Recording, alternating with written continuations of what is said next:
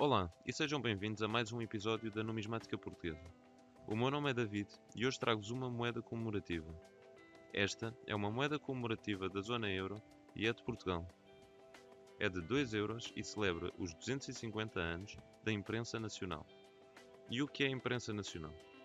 A imprensa nacional é a entidade com um papel bastante importante no desenvolvimento das artes gráficas, do conhecimento, da língua e da cultura de Portugal, assim como na criação de todos os documentos de segurança, como por exemplo os passaportes. Devido à fusão com a Casa da Moeda, em 1972, também são lá fabricadas todas as moedas de Portugal.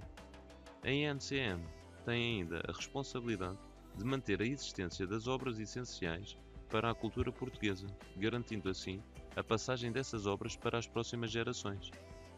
Então, no averso, temos a face típica de uma moeda de 2 euros, do lado esquerdo temos o valor facial, 2, e do lado direito temos o mapa da Europa, com a palavra euro escrita por cima do mapa.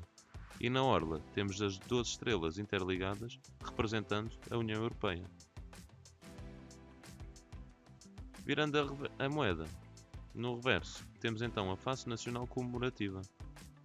Começamos por ter a data 1768-2018, depois abaixo temos Imprensa Nacional, temos depois 250, logo a seguir 250 anos, temos em baixo Portugal e em numeração romana temos o ano 2018.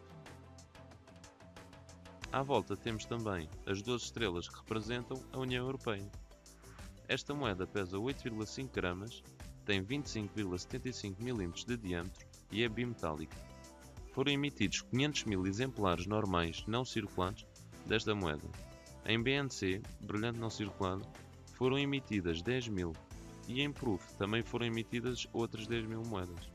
Já sabem pessoal, subscrevam, façam like e deixem os vossos comentários abaixo. Vamos fazer crescer o canal com mais informação, mais moedas e mais história. Obrigado a todos e até à próxima.